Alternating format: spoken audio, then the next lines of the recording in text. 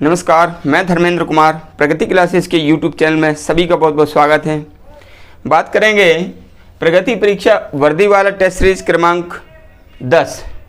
इसमें जो प्रश्न लिए गए हैं विज्ञान के वो कक्षा 10 की बुक से लिए गए हैं।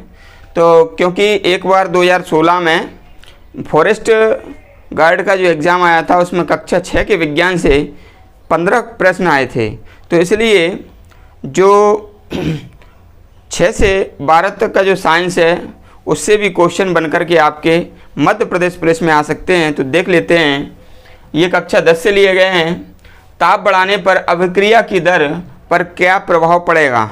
ठीक है, तो ताप बढ़ाएंगे तो अभिक्रिया की दर तेज हो जाएगी। ठीक है, क्योंकि जो ताप बढ़ाते हैं उससे वो उत्प्रेरक का काम करेगा और जिससे अभिक्रिया क्या होगी, तेज होगी। ठीक है, तो इसलिए ये जो पहला क्वेश्चन है, ताप बढ़ाने पर अभिक्रिया की दर क्या होगी, वो तेजी से बढ़ जाएगी। आगे बढ़ते हैं। दूसरा प्रश्न है, कैल्शियम ऑक्साइड का प्रचलित नाम क्या है। तो जो कैल्शियम ऑक्साइड है उसको CaO, ये तो संकेत होता है कैल्शियम ऑक्साइड का, इसे प्रचलित नाम चूना भी कहते हैं। ठीक है, तो प्रचलित नाम क्या है इसका, कैल्शियम ऑक्साइड का चूना। ठीक है, और जब हम इस चूने में पानी मिला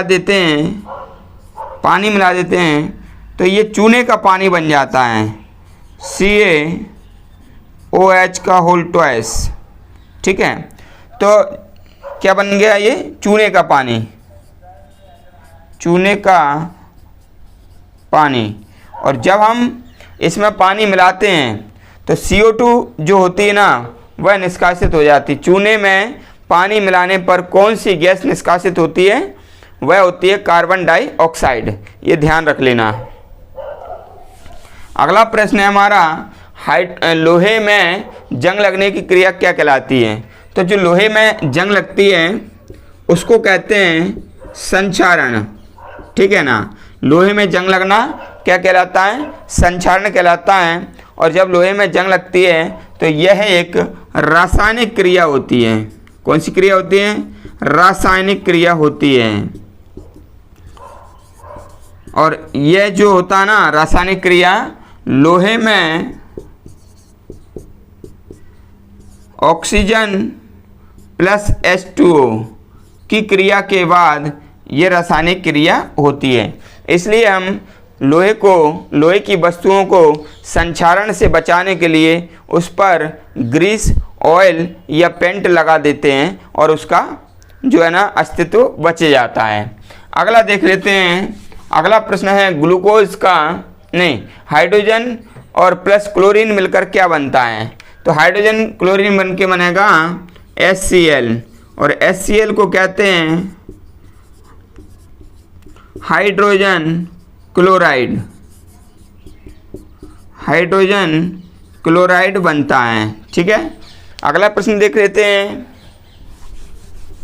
अगला प्रश्न है, ग्लूकोज का रासायनिक समीकरण क्या है। देखिए, जब प्रकाश संश्लेषण की क्रिया होती है तो फिर उसमें जो भोजन बनाता है पौधा उसको जटिल कार्बोहाइड्रेट कहते हैं और वह एक प्रकार का ग्लूकोज होता है। ठीक है, तो ग्लूकोज का जो सूत्र होता है वो C6H12O6 होता है। हमेशा ध्यान रखना, 6 एकम 6, 6 दूनी 12 और 6 एकम 6, यानी कि कार्बन और हाइड्रोजन और ऑक्सीजन का अनुपात 1:2:1 के अनुपात में होता है। आपको ग्लूकोज के अंतर्गत वो कार्बन, हाइड्रोजन और ऑक्सीजन का अनुपात भी पूछ सकते हैं, तो लगा देना 1:2:1। ठीक है, और सूत्र तो आपको पता ही है, C6H12O6, ये ग्लूकोज का सूत्र है।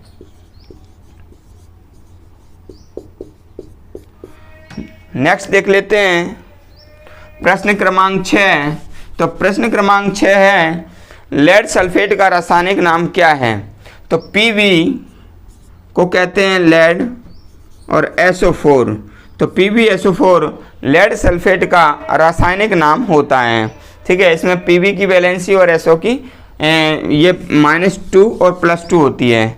ठीक है, सोडियम का टुकड़ा पानी में डालने पर क्या होगा? बहुत ही महत्वपूर्ण प्रश्न है ये।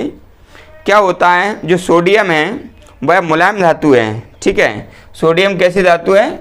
मुलायम धातु है। और सोडियम का जो परमाणु क्रमांक होता है वह 11 होता है और इसको चाकू से काटा जा सकता है। और सोडियम को मिट्टी के तेल में रखा जाता है क्योंकि ये अत्यधिक अपक्रियाशील धातु है। ठीक है, तो मैं आपको बता देता हूँ कि जो सोडियम का टुकड़ा है वो पानी में जब डालेंगे तो क्या होगा? सोडियम का टुकड़ा पानी में डालने पर क्या है, एक तो ऊष्मा बनेगी। ठीक है, ऊष्मा प्लस हाइड्रोजन गैस, ये दोनों बनते हैं, हाइड्रोजन गैस। तो ये दोनों, हाइड्रोजन क्या है? ज्वलनशील होती है, ये ज्वलनशील है। अब ये ऊष्मा को पार करके जो है ना आग लगने का भ्रम हो जाता है। तो ये जो फिल्मों में जब आप देखते हैं कि भाई इतना सा टुकड़ा डाल, मान लीजिए फिल्मों में आप देखते हैं कि पानी में, समुद्र में एकदम ब्लास्ट हुआ और आग लग गई, तो वह सोडियम का टुकड़ा ऐसे फेंक देते हैं। और सोडियम का टुकड़ा फेंकने पर क्या होता है, जो हाइड्रोजन गैस निकलती है। जब सोडियम पानी में जाएगा तो पानी जो है वो H2O से बना होता है, तो उसमें से हाइड्रोजन गैस निकलेगी और ये रहती है गैस ज्वलनशील, जो कि ऊष्मा पा करके जलना लग जाएगी और इसलिए सोडियम का टुकड़ा पानी में डालने पर आग लग जाती है पानी में। ठीक है, तो अगला प्रश्न देख लेते हैं।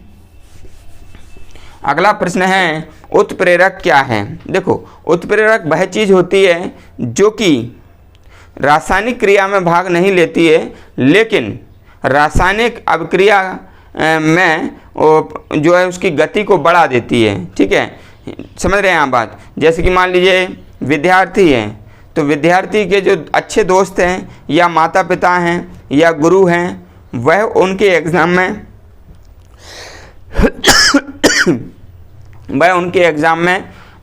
मान लीजिए वो नहीं देते हैं, एग्ज़ाम नहीं देते हैं, लेकिन उसके एग्ज़ाम को प्रभावित करते हैं, यानी कि मोटिवेट करते हैं। तो यही कारण है, जो उत्प्रेरक होता है ना, वह अभिक्रिया की दर को प्रभावित करता है। ठीक है ना, अभिक्रिया की दर को प्रभावित करता है लेकिन रासायनिक अभिक्रिया में भाग नहीं लेता है। ठीक है, अगला है, दवा की बोतल अधिकांशतः रंगीन क्यों होती है? देखिए, जो दवा होती है तो वह जो है ना रंगीन होती है। ये बोतल कैसी होती है? रंगीन इसलिए होती है क्योंकि हमेशा ये दवा की जो बोतल है इसमें केमिकल भरा रहता है, केमिकल होता है, इसमें रसायन होता है। ठीक है, तो ये जो केमिकल भरा होता है तो यह है, मान लीजिए सूर्य की जब किरण इस बोतल पर पड़ेगी तो क्या है, जो केमिकल है उससे केमिकल रिएक्शन हो सकता है इस दवा का विष बन जाए। ठीक है, इसलिए जो बोतल होती है वह कलरफुल होती है ताकि किरणें अंदर ना जा पाएँ और उसमें जो रसायन भरा है उससे रासायनिक क्रिया वह ना कर पाए और दवा विष ना बन पाए। तो इसलिए दवाई को एक तो क्या है, कलर वाली बोतल में पैक करते हैं। दूसरा, दवाई को हमेशा सूर्य की सीधी किरणों से दूर रखना चाहिए, यानी कि जहाँ किरणें ना पड़ें अंधेरे में दवाई को रखना चाहिए और मटके के पास में या फ्रिज में दवाई को रखना चाहिए, क्योंकि हमेशा दवाइयों को अंधेरे में प्लस ठंडक में रखा जाता है ताकि कोई केमिकल रिएक्शन ना हो। ठीक है, तो इसलिए दवाई की जो बोतल है वो रंगीन बनाई जाती है ताकि वो दवाई रासायनिक क्रिया सूर्य की रोशनी से ना कर पाए।